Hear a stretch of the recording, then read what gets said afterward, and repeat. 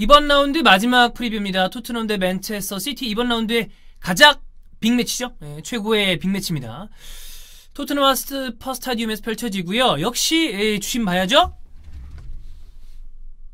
딘과 케빈 프렌드.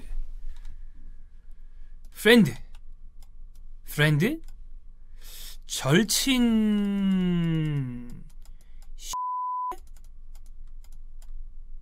예. 아유, 뭐, 얘기해서 뭐 하겠어요. 좀 잘 좀 봐라. 그렇습니다. 자, 컵대회 포함해서 2승 2무 1패입니다. 리그 5경기를 보면 1승 2무 2패인데 안 좋았죠? 엄청 안 좋다가 노리치전에서 2대1로 승리를 했습니다. 5경기만에 승리를 한 거기 때문에 분위기 반등 성공을 했지만 전체적으로 무리뉴의 토트넘은 상승세, 그러니까 감독이 새로 부임한 다음에 상승세는 이미 꺾였다라고 볼 수 있겠고요.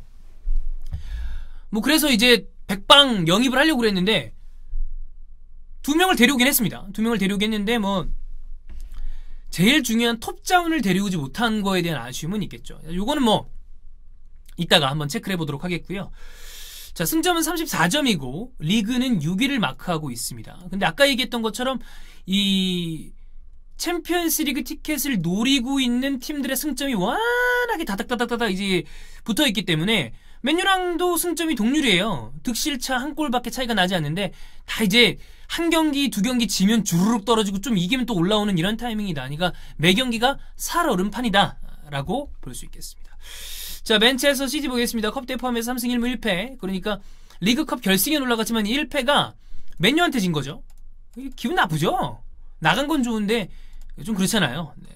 자, 최근 리그 5경기로 본다면 4승 1무인데 1무는 수정공과 경기입니다. 2대2 무승부였죠. 그러니까 지난 시즌부터 맨시티는 수정공한테 지속적으로 좀 덜미를 잡히고 있는 느낌입니다. 무슨 막 말도 안 되는 이 타운젠드의 원더골이 나오질 않나. 맨시티 입장에서 좀 부담이죠. 네. 자, 승점은 51점으로 리그 2위. 제가 봤을 때 그냥 2위 합니다. 레스터시티는 이제 어느 정도 쭉 올라오던 그 분위기가 끊겼기 때문에 그거 맨시티와의 격차를 줄이기에는 스쿼드의 어떤 여러가지 상황이나 이런 게 쉽지가 않죠. 그러니까 맨시티는 그냥 요거 유지하면서 컵대회를 노려야죠. 뭐 요거 관련된 이야기는 아마 좀 있으면 업로드가 될 거예요. 지금 오늘 찍은 기본 원래 우리 유튜브 영상 2개가 곧 업로드가 되거든요. 자, 기록들 한번 체크해 보도록 하겠습니다. 먼저 토트넘. 최근 맨시티를 상대로 리그에서 2무 4패. 안 좋죠? 무리뉴 아래서 최근 리그 홈 6경기에서 4승 2패입니다. 이 옵타에서 제공하는 기록을 보면 포체티노가 경질되기 직전에 15경기를 딱 봤어. 근데 그때 딱 2패인 거예요. 9승 4무 2패. 이건 이제 약간 비교를 하는 거죠. 포체티노가 경질 직전에 좋지 않았음에도 불구하고 홈에서 2패하는데 15경기의 시간이 걸렸는데 지금 무리뉴는 최근 홈 6경기에서 2패를 벌써 기록을 하고 있다. 사실 무리뉴는 홈을 철옹성으로 만드는데 굉장히 나름의 이 재능이 있는 뭐 최고의 재능 중에 하나라고 할 수 있는데 이번 시즌 토트넘에서 무리뉴의 홈은 그렇게 강하진 않죠. 자, 무리뉴와 펩 23번째 맞대결이라고 하는데 10패를 무리뉴가 기록 중입니다.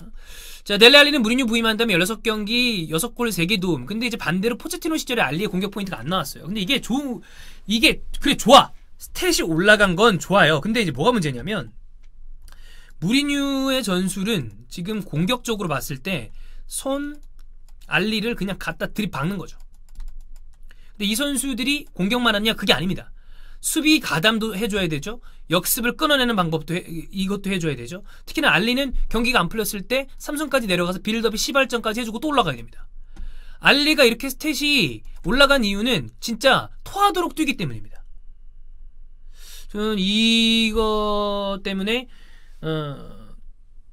델레 알리의 스탯이 올라가는 것, 델레 알리를 공격적으로 잘 이용하는 건 좋습니다만 과연 이게 델레 알리를 장기적으로 봤을 때 좋은 일이냐에 대해서는 좀 의문부호는 있다. 그렇습니다. 자, 맨체스터 시티 보겠습니다. 컵대회 포함해서 토트넘 원정 5경기에서 2승 3패인데 가장 최근의 패배는 기억나시죠? 손흥민이 78분에 득점을 했었던 1대0 패배했었던 이 챔피언스리그 경기였습니다. 최근 리그 원정 23경기에서 모두 다 득점을 하고 있습니다. 이 기록은 3위에 해당하는 기록인데요. 이 분야 1위 기록은 2002년 아스날 27경기. 맨유가 어느 시리즈인지 모르겠는데 24경기 연속 원정 득점이 있었고요. 만약에 맨시티가 이번 경기에서도 득점을 한다고 그러면 맨유랑 타이, 앞으로 4경기를 더하면 아스날이랑 타이, 5경기 원정에서 더 득점을 한다고 하면 맨시티는 리그 원정 연속 득점 기록에서 본인들의 최고 기록이자 리그 최고 기록을 갖게 됩니다. 자, 아이메릭 라포르트 출전은 리그 49경기에서 벌써 42승을 챙겼습니다. 42승을 첫 50경기 때 챙겼던 이 선수들은 드록바, 로벤, 에데르송. 에데르송은 최근 이 맨시티 멤버라는 걸 감안했을 때 이 둘을 봅시다. 드록바, 로벤. 이거는 EPL에서 챔피언이었던 사람들이죠. 그러니까 그만큼 라포르트가 맨시티에게 가져다주는 어떤 안정감이 크다. 이건 여러 가지예요. 수비적으로도 안정되고 왼발 센터백 좌우 밸런스. 맨시티와 펩은 또 좌우 밸런스가 중요하고 빌드업이 중요한데 거기에서도 핵심적인 역할을 해주니까 펩이 극찬을 하죠. 세계 최고의 수비수다. 그리고 그만큼 중요한 역할을 해주는 선수입니다. 부상 이슈 보죠. 해리 케인이 엄청나게 빠른 회복세를 보이고 있대요. 그래서 이제 아무래도 원래 4월에 복귀 예정인데 해리 케인은 아마 유로에 뛰고 싶겠죠. 근데 이제 문제는 뭐냐면 해리 케인이 회복이 좋긴 한데 이렇게 빨리 회복하고 들어온 다음에 100% 매치핏이냐고 묻는다면 그건 좀 아닌 경우가 있으니까 그것까지 좀 감안을 하고 왔으면 좋겠어요. 자, 그게 추가 부상자는 없다고 합니다. 시소코는 원래 부상이었고 벤 데이비스도 부상이었고 4월 복귀고 2월 말 복귀라고 해요. 자, 맨시티입니다. 르로이 사네 트레이닝에 복귀를 했죠. 2월 말 복귀 가능하다고 하는데 사네에 대한 이야기는 제가 이제 요 후에 올라갈 영상이 들어갔을 거예요. 맨시티 그 설 특집 설 동안에 뭐 했나 거기에 이제 사네 얘기가 있으니까 그때 뭐 체크를 하시면 되겠고요. 자, 벤자민 맨디, 아이메릭 라포르트, 페라렌 주니어 다 경미한 부상이 있었는데 모두 다 이 경기에서 복귀 가능하다고 합니다. 자, 그럼 포인트를 체크를 해보겠습니다. 자, 먼저 베르바인이라고 읽는 게 편해요. 이 기대할 수 있는 점에 대해서 여러분 낑깡대부 이거 아마 아실 거예요. 아약스 포스. 이 형님의 본명은 제가 이야기할 수가 없으니까 제가 2006년도에 그러니까 군대 가기 직전에 처음으로 원투펀치에 나갔었잖아요. 그때는 이제 스포츠 2.0이었죠. 그때 지현이 형이랑 한의원님이 이제 하고 있었을 때 그때 이제 같이 일하고 있었던 요 낑깡대부 형이 그때 저도 이때 알게 돼서 그때 친해진 사람이 친해진 건 아니지. 영주 형도 그때 처음 봤고요. 그 다음에 제가 그 개목걸이 하고 있을 때가 있대요. 그 다음에 이제 지현이 형이랑 한의원님도 그때 처음 알게 됐고 그때 인연이 돼서 그래도 요 낑깡대부 형이랑은 간혹 연락도 하고 그러는데 네덜란드 리그에 대해서는 그 국내 최고의 권위자다 라고 이야기해도 과언이 아니고 지금은 그런 별명 쓰시나? 옛날에는 캐 하부리그 전문가 막 그랬었어요. 그러니까 이 형님이 좀 비교적 관심이 덜한 리그를 빠삭하게 알고 있어서 막 체코 리그도 알고 그랬거든요. 그래서 워낙에 에레디비지에 대해서는 빠삭하게 알고 있는 분이니까 여러분 네이버 가셔서 네이버 검색에 낑깡대부 치면 이분 블로그 나옵니다. 한번 가서 보시면 네덜란드 리그에 대해서 알고 싶다. 그러면 그냥 여기 들어가시면 끝! 한국에선 끝입니다. 자, 이 선수 베르바인. 그래서 이 낑깡대부 형의 블로그를 보면 베르바인에 대한 그게 있어요. 특징. 좌측의 포진, 오른발잡이거든요. 좌측의 포진에서 역발로 때리는 스타일의 윙어인데 오른쪽에 배치도 가능하다. 속도는 나쁘지 않다. 그러나 이제 낑깡대부 형의 이야기는 과연 최상위권 리그에서의 속도 경쟁력이 있는지는 잘 모르겠다. 에레디비지에서는 꽤 좋은 속도를 보여줬다 라고 얘기를 했고요. 자, 수비 기여도에서는 조금은 아쉬운 부분이 있다. 네덜란드 대표팀에서의 예시를 들면서 그런 얘기를 해줬고, 그 다음에 베르바인을 측면에 배치시킨 다음에 손흥민과 알리를 조금 더 공격적으로 쓰는, 왜냐면 이제 이거 밑에 얘기하겠지만 공격수 연기를 못했잖아요. 그러니까 결국에는 뭐 손흥민이랑 루카스 모라 알리 써야지 뭐. 그러니까 측면에 베르바인을 배치를 하고 왼쪽이든 오른쪽이든 그 다음에 손흥민을 조금 더 올려서 쓰는 이런 방식을 써야 될 것 같지 않냐 라는 이야기를 낑깡대부 형이 해줍니다. 여기 블로그 한번 가서 보시고 뭐 워낙에 또 형이 글도 잘 쓰고 네덜란드 얘기는 잘 자세히 하게 해주니까 한번 보시면 이거 좋을 거예요. 자, 이 공격수 영입이 없었습니다. 킬패트릭은 이제 영입을 못할 것 같다라는 얘기를 했거든요. 저 윌리안 주제 찔렀는데 뭐 토트넘이 정해놓은 금액보다 훨씬 더 높다고 그러니까 안 됐고요. 지루? 첼시가 미쳤습니까? 왜 토트넘을 줘? 안 되죠. 영입이 됐어요. 공격 쪽에서. 그럼 결국에 이제 베르바인, 모우라, 손흥민, 알리 이런 스타일로 공격을 꾸려야 되는데 갑자기 여러분 타임즈는 정론지잖아요.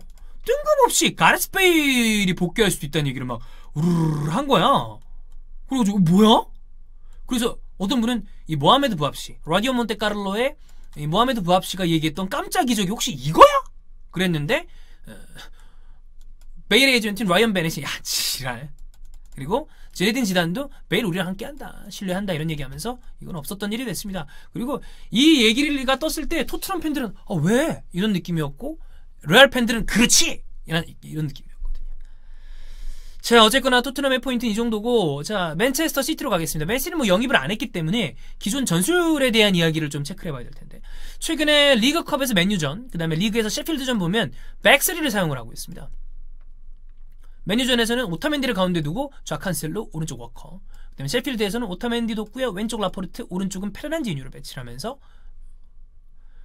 이렇게 백스리를 한다고 그러면 이제 뭐 원래 사실 펩이 이거 잘하는 거였죠. 바르셀로나 때도 그랬고. 근데 생각해보면 이제 최근에 우리가 영상으로 올렸던 것 중에 이런 이야기를 했던 게 기억나시죠? 바르셀로나 키케세티엔. 그러면서 백스리를 세우고 뭐 3-1, 4-2라거나 아니면 3-2, 4-1 뭐 이런 걸 세울 수 있잖아요. 근데 이제 여기에 좋은 방법은 만약에 이런 식으로 풀백을 배치를 한다 싶으면 이쪽까지 좀 넓게 포진을 하면서 좌우 폭에 대한 어떤 밸런스를 넓게 가져가면서 상대방 수비를 흩어놓을 수가 있고 공격 쪽에 다수가 가담할 수 있으니까 굉장히 좀 맨시티의 다양한 공격 자원을 이용할 수 있는, 뭐 생각해보면 펩은 그거예요. 아니 펩이 아니죠. 모든 감독들이 하는 거는 작은 공간에 얼마나 수적 우위를 확보할 수 있는지가 전술의 포인트 중 하나 아니에요. 그거를 백스리를 이용해서 가장 잘 공간의 이해도와 여러 가지를 접목시켜서 만드는 게 바로 펩 거리돌라 아니겠습니까? 그 전술 때문에 펩이 지금 세계 최고의 명장 자리에 올라가 있는 거고. 그렇습니다. 자, 요걸 이렇게 쓰고 있는데, 자, 그러면 어쨌든 무리뉴는 또 내려앉아 있다가 분명히 카운터로 치려고 그럴 거예요. 무리뉴가 비대칭 백스리를 쓰다가 강력한 팀을 만났을 때는 비교적 좌우 밸런스를 맞추기 위해서 비대칭 백스리가 아니라 그냥 정상적인 백포 운용을 할 때가 있습니다. 내려앉아있다, 두 줄 수비해, 버스 세워, 버스 세웠다가 카운터 빡빡빡 치는 거지. 소니, 모우라 이런 선수들을 데리고. 자, 그럼 이거를 카운터를 대처를 맨시티가 해야 되잖아, 펩이. 일단 저는 개인적으로 안 위협적이다, 별로 위협적이지가 않다. 좀 그래서 그렇게 막 염려해야 될까? 라는 생각은 안 들어요. 네, 그렇고요. 자, 여기 맨유 리그컵 경기를 보면 칸셀로와 워커가 좌우에 배치가 돼 있죠. 자, 근데 맨시티가 맨유한테 최근에 당했던 경기를 보면은 카운터 때려 맞은 거 아니야? 빡빡빡빡 맞은 거 아니야? 뭐 다니엘 제임스, 래시포드 이런 선수들 맞은 거 아니야? 그래서 이 풀백을 이런 쪽으로 이제 스토퍼로 좌우에 센터백으로 배치를 해놓으면 수비할 때 속도를 커버하기가 좋죠. 이런 식으로. 그럼 이제 만약에 좌우 측면에 뭐 손흥민이라거나 모우라라거나 뭐 이런 선수들이 베르바인을 바로 투입시킬 수 있을지 모르겠는데 이런 식으로 배치를 한다 그러면 또 풀백을 이 좌우 센터백 백스리의 일원으로 배치를 하면서 역습을 좀 막아내는 방식의 수비도 불가능하지 않겠죠. 그렇습니다. 이런 경기가 펼쳐질 걸로 보이고요. 저는 토트넘이 아마도 지지 않는 경기를 만들어서 나올 텐데 과연 지금 토트넘의 어떤 여러 가지 상황으로 봤을 때 맨시티의 이거를 막아낼 수 있을 건지는 잘 모르겠습니다. 맨시티가 낙승을 하지 않을까 싶어요. 네, 그렇습니다. 일단 저는 뭐 이게 토트넘 공격 자체가 너무 좀 떨어지고요. 그럼 토트넘의 수비가 튼튼하냐? 아닙니다. 토트넘 수비 되게 불안합니다. 그렇기 때문에 뭐 여기서 저는 주목해 볼 만한 거는 역시 손흥민이 맨시티를 상대로 득점을 뭐 또 하고 그랬으니까 그런 점을 기대해 봐야 되겠고요. 자, 이 경기는 우리 시각으로 월요일, 그러니까 일요일에서 월요일로 넘어가는 새벽 1시 반이거든요. 이 경기 추맨 복귀 경기입니다. 주원영이 공항에서 떨어지자마자 일로 와서 경기를 같이 할 테니까 재밌게 이스타TV 오셔서 보시면 되겠습니다. 이번 라운드 프리뷰는 여기까지고요. 주말에는 여러 영상이 올라가고 후토크 올라갈 거고 다음 주 월요일부터 또 재밌는 축구 이야기 지속적으로 올려드리도록 하겠습니다. 주말 잘 보내시고요. 라이브 때 만나요. 안녕.